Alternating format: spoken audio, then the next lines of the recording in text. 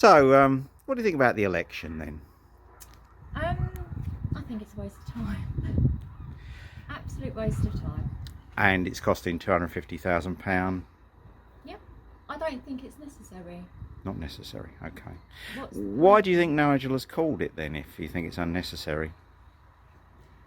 Well, I mean, probably to take the pressure of what was going on behind the scenes, maybe, and probably to put himself back in the limelight to distract against what's actually going on behind the scenes. But I just feel, I mean, I'm not voting for anybody because to me, this isn't an election that was needed. Okay. He was an MP, then he stood down, and then he wants to be re-elected again. And it's costing what, 280,000? I could be wrong. Correct me on that. I'm not quite sure. About that, yeah. And it's costing the good working taxpayers money. And what for? And it's a case of Chumbawamba. I get knocked down, I get up again. He's obviously trying to distract people. No, but I mean, all I hear from the media and from what he says is I'm doing it for a reason, to stick two fingers up at the establishment. Okay, that's great. Why? Because they're looking into his finances, but then didn't they look into finances of Labour MPs and everybody else? And if you've got 5 million for security, you are the establishment. Yeah. Yeah, there's the problem. So you're not voting, you said that. I'm just not. Any views on the circus of candidates, 34 candidates then? You know, because the major parties stood out, obviously, but you've now got the rest of the world has come in. Any views on that? Not at this stage, because it's a pointless election. Yeah, okay. I'm sorry, but if it, say we're 2030 and we're having a proper election, 3 years is a long time away, and I think a lot can happen in 3 years, okay? We're living in a very, very dangerous world right now. A lot's changed very quickly, very dramatically, and a lot needs to change, but also the governments, I'm not even particularly one government, I'm not Labour, I'm not anybody at the moment, I'm not. And I've even met Nigel Farage in 2024, and I did vote for him. And he's a nice man. But he's not been here. He's not been in Clacton. I've noticed that today, actually. I don't even know a point of contact even to get through to when I have issues, because I've got a disabled child. He's autistic. I'm in the middle of trying to battle schools. Everything's a fight. I've got no one on my side. It's me doing everything, and there's nobody. I'm still waiting for a call from Essex County Council for the 3rd year in a row to get him out of one school into another school, and I've still got no call back. And I've got no outlet. I've got no. I mean, I don't even know who to contact. So I imagine that's what having a good politician would mean to you, someone who would look after things like that. Somebody that would be in the community and deal and address these kinds of problems, not just my problems, but many other people's problems. You know, I mean, all he started to do recently, I mean, he says from April, is repair some potholes. That's been going on for years. That money comes from the national government, though. They've all got an allocation for that. Yeah. And I think he sent you a Dear Neighbour letter, didn't he? He did, personally. So if you had one piece of advice for Nigel right now, what would it be? What would it be? I think be real with people and be honest with people. And do you know what? Also, if you do, do you know what? People don't care how many houses he has. People don't care what's in his back pocket. He's worked all his life. Yeah, we all have. We don't care about that. We want an MP to be in our communities, to help with everything that's going on around our communities. Not somebody that would rather be in America, in London, in lavish restaurants and making out they're in a pub or doing this, that and the other. It's just a gimmick, right? It's a gimmick. We know that, you know that. I think a lot of people know that. Look,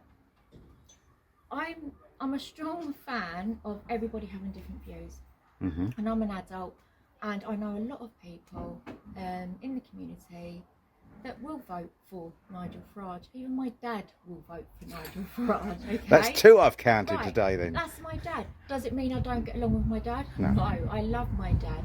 But do you know what? He's got his views. I've got my views. I don't just see black and white. I see a big picture. And it's ever evolving, it's ever changing. Day by day, hour by hour. Everything comes in all the time. And I just feel, personally, at this stage of time, I mean, time will tell, 3 years is a long time away. I think if the Labour Party, the Tories, the Conservatives, if they actually just collaborated together, used their brains, expertise a little bit more. Wouldn't that be nice? No, I know it would be. Wouldn't that be nice? It would be nice in an ideal world, but I generally think for our national security, I think that all this hatred and division and arguments and this, I just think it all has to be put to the side because we're facing a threat within our country and it's already here. Yeah. And that's without going into immigration. But I'm going to say illegal because I don't agree with certain points because I've worked with a lot of people from different countries and in the past, and it's been for years, and they've been fantastic. So in essence, your message to Nigel is much the same as the one to all politicians. It could be summed up as grow up. I think it's stop using the media to divide public opinion and to keep himself still in the limelight and still in the public eye. He doesn't need to do that.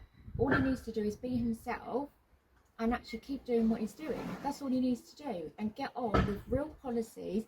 And when he's talking about the policies, or when his representatives are, they talk about what they're going to do and they want to leave the human rights. They want to do, well, that's all great, but how are you going to do it?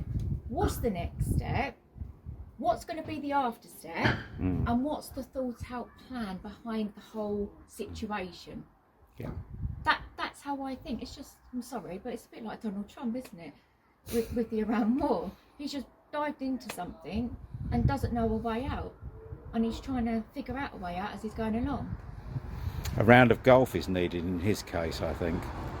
He does. That's where he does his planning. I think. I don't know. I'm not an anti-Trump, but what I'm saying is I don't particularly like the way he speaks to people, speaks to the European Union, speaks badly of people, and speaks down at women, and I think it's he does disgusting. A lot of that. It's disgusting, and I think he's a pig in that way. But there's a couple of policies I do like. It's the same with all parties. If I could pick a couple from Nigel Farage, a couple from maybe even Kemi, she's been good. And actually, the one that surprised me is actually Ed Davey, because he's called Donald Trump out. And he's the only one that's actually said it for how it is. And I actually do respect that. So if they can just all kind of collaborate, bang their heads together and actually say, do you know what, this is a serious situation that we face in our country. Let's try and find some solutions or some funding, or maybe let's take some of Ed Miliband's money and use that for defence as well, because I'm sure he's got 90 or something billion quid in the net zero whatever, right? Because at the moment that's not really the issue that we face, is it? No. Because times have changed very quick. So just to sum it all up really quickly, I think maybe if Nigel Farage just kind of, instead of doing this whole non-needed by-election that wasn't needed, if he actually concentrated on doing his actual job as an MP, but he's now not an MP, so that's really confusing. But if he did get in as an MP, if he could actually concentrate on his community whilst attending Parliament discussions and getting involved a little bit more, and then highlighting what, instead of like just highlighting what we're going to do, these are the policies, why doesn't he explain what the policies are going to do, and basically what how they're going to do it, what's going to happen in between, and what's going to happen after. And that's it. Out of this parliament, right here, right now.